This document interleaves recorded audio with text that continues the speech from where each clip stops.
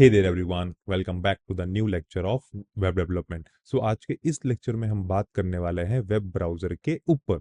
तो सबसे पहला सवाल आपके मन में आया होगा कि हमें वेब ब्राउज़र के ऊपर बात करने की ज़रूरत क्या है। तो देखिए, आपने बहुत सारे वेब ब्राउज़र के नाम सुने होंगे। आपने गूगल क्रोम सुना होगा, आपने मोज़िला फायरफॉक्स सुना होगा, आपने आजकल ब्रेव सुना होगा और ऐसे बहुत सारे वेब ब्राउज़र अवेलेबल है, जैसे एज हो गया, ओपेरा हो गया, बहुत सारे वेब ब्राउज़र अवेलेबल हैं। लेकिन मैं आपको आज कुछ और बातें बताऊंगा वेब ब्राउज़र के बारे में और उसकी कैपेबिलिटी कितनी है जो हम फ्यूचर में यूज़ करेंगे जैसे ही हम बढ़ेंगे वेब डेवलपमेंट की जर्नी में आगे। तो देखिए, यहाँ पे हम बात करने वाले हैं लिंक्डइन और इंस्टाग्राम पे जो बहुत सारे यूआरएल्स अवेलेबल होते हैं। जब आप उनके ऊपर क्लिक करते हैं तो आपने नोटिस किया होगा कई बार कि कोई दूसरा वेब पेज नहीं खुल रहा। उसी एक ऐप के अंदर पूरा का पूरा उस लिंक पे जो कंटेंट है वो लोड हो जा रहा है। तो उसे हम कहते हैं inbuilt web browser of that particular application. मतलब जो वो एप्लीकेशन है, फॉर एग्जांपल इंस्टाग्राम या लिंक्डइन, उसके अंदर ही डेवलपर्स ने वेब ब्राउजर बना दिया है ताकि जो यूजर एक्सपीरियंस है वो बिगड़े ना। यूजर को एक ब्राउजर छोड़ के या एक एप्लीकेशन छोड़ के दूसरी एप्लीकेशन पे जाने की जरूरत ना पड़े। इसलिए क्या किया गया कि जो हमारे पास वेब ब्राउज़र थे, एप्लीकेशंस थे, उन्होंने अपना खुद का वेब ब्राउज़र बना लिया। और जिससे क्या होता है, जैसे ही आप उस लिंक के ऊपर क्लिक करते हैं, वो लिंक का जो कंटेंट है उसी ऐप के ब्राउज़र के ऊपर खुल जाता है। तो धीरे-धीरे क्या होने लगा है, जितने भी और ऐप हैं उन्होंने क्या करना शुरू कर दिया है, उन्होंने खुद का अपना इनबिल्ट वेब ब्राउज़र बनाना शुरू कर दिया है। तो देखिए, वो एक दूसरे वेब ब्राउज़र पे क्यों नहीं भेजते, उसका कारण है। जब भी कोई यूज़र एक लिंक पे क्लिक करके दूसरे वेब ब्राउज़र पे जाता है, तो वो जो ब्राउज़र है और जो हम कंप्यूटर यूज़ कर रहे हैं, मतलब जो मोबाइल यूज़ कर रहे हैं या सिस्टम जो यूज़ कर रहे हैं, उसको बहुत सारे कॉल्स करने पड़ते हैं सर्वर्स को in order to make that request successful. तो ये जो पूरा का पूरा काम है, इसे आसान करने के लिए एप्लीकेशंस ने क्या शुरू कर दिया, उन्होंने अपने अंदर ही पूरा का पूरा वेब पेज लोड करना शुरू कर दिया ताकि यूज़र जो एक्सपीरियंस है वो बिगड़े नहीं।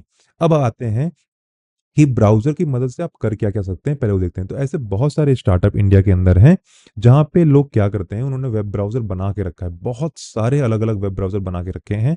आप अपनी रिक्वेस्ट के अनुसार उस वेब ब्राउज़र को रिक्वेस्ट कर सकते हैं, उस वर्ज़न के वेब ब्राउज़र को रिक्वेस्ट कर सकते हैं और उसके ऊपर काम कर सकते हैं। तो अभी इसके बारे में डेप्थ में जानने की हमें कोई ज़रूरत नहीं है। एज़ ऑफ नाउ हमें समझना है इंट्रोडक्शन टू वेब ब्राउज़र।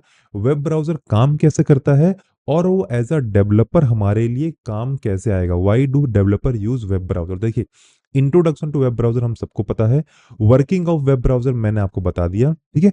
अब एज अ डेवलपर आपके लिए इंपॉर्टेंट क्या है एक ब्राउजर के अंदर, चलिए देखिए, मैंने आपके सामने गूगल खोल लिया है।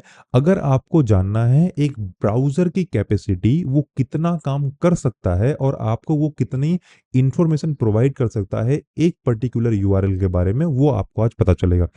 तो आपको करना है राइट क्लिक और जाना है इंस्पेक्ट्स के ऊपर। जैसे ही आप राइट क्लिक करके इंस्पेक्ट्स के ऊपर चले जाते हैं, आपको बहुत सारी इंफॉर्मेशन देखने के लिए मिल जाती है, जिसमें से एक एलिमेंट।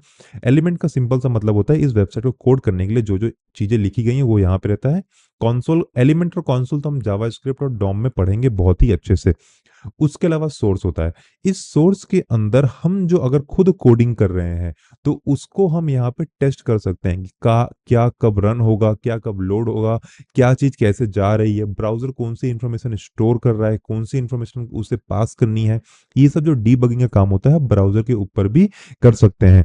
इसके अलावा आ जाता है नेटवर्क। अगर मैं यहाँ पे रिफ्रेश कर देता हूँ, तो आप देखेंगे यहाँ पे पूरा का पूरा नेटवर्क आ गया। अब नेटवर्क का मतलब क्या हुआ यहाँ पे कि आपने जिस वेब पेज की रिक्वेस्ट की, उसे कितनी सारी वेब और रिक्वेस्ट करनी पड़ी, उसे कितना टाइम लग गया और उसे कितना ट्रैवल करना पड़ा, सारी चीज़ों को लाके आपको दिखाने में ये आ जाता है नेटवर्क के अंदर।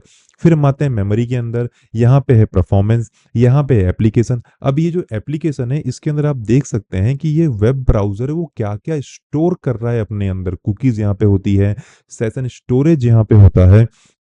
तो यहाँ पे वो सारी चीज़ें जो एक वेब ब्राउज़र अपने अंदर स्टोर कर रहा है, वो यहाँ पे होती हैं। मेमोरी देख लीजिए कि एक वेब ब्राउज़र को कितनी मेमोरी एलोकेशन यूज़ हुई है। देखिए, यहाँ पे बहुत इन डेप्थ बात होती है।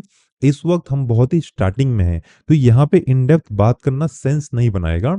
तो अभी के लिए मैं आपको सिर्फ़ एक ओवरव्यू दे दे रहा हूँ ताकि आप समझ सकें और खुद भी एक्सप्लोर कर सकें फ्यूचर में कि वेब ब्राउज़र आपको कितनी इन्फॉर्मेशन दे सकता है। देखिए, यहाँ पे क्या लिखा है, क्लिक टू रिकॉर्ड बटन। देखिए, अब यहाँ पे आपको क्लिक कर देना है।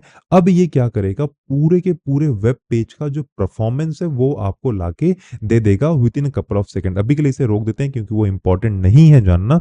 बट देखिए, मैंने बीच में भी रोका तो वो बहुत सारी चीज़ें लाके लोड कर देता है।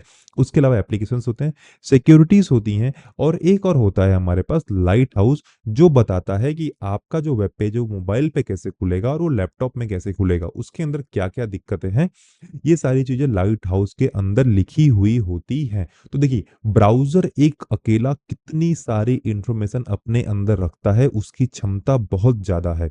लेकिन जैसे कि हम क्लास के दूसरे या तीसरे लेक्चर के अंदर हैं, तो उन सभी क्षमताओं के बारे में हम इस वक्त बात नहीं करेंगे क्योंकि ये आपको कंफ्यूज कर देगा। ठीक है, इस लेक्चर के थ्रू मैं आपको बस इतना ही समझाना चाहता था कि एक ब्राउजर जो गूगल क्रोम या मोजिला फायरफॉक्स या माइक्रोसॉफ्ट का एज है, उसकी क्षमता कितनी है, और अगर आप ब्राउजर की चीजों को प्रॉपरली एनालाइज करें इंस्पेक्ट एलिमेंट के अंदर जाके, तो आप अपने वेब डेवलपमेंट के करियर को और अच्छा कर सकते हैं बाय नोइंग कि आपने जो वेबसाइट बनाई है उसमें कितना टाइम लग रहा है, वो कितनी चीज़ों को लोड कर रहा है, वो और क्या-क्या चीज़ें कर रहा है, क्या चीज़ें स्टोर हो रही है ब्राउज़र के अंदर, कुकीज़ कहाँ पे जा रही हैं, कितना टाइम ले रहा है, उसका एसईओ कैसा है। ये सभी चीज़ें आपको एक वेब ब्राउज़र बहुत ही इन डेप्थ बता सकता है एज़ अ डेवलपर, ठीक है? और इन डेप्थ की जानकारी हम जानेंगे आगे वाले वाले लेक्चर्स के अंदर। Thank you so much for listening to me till here. मिलते हैं नेक्स्ट लेक्चर के अंदर।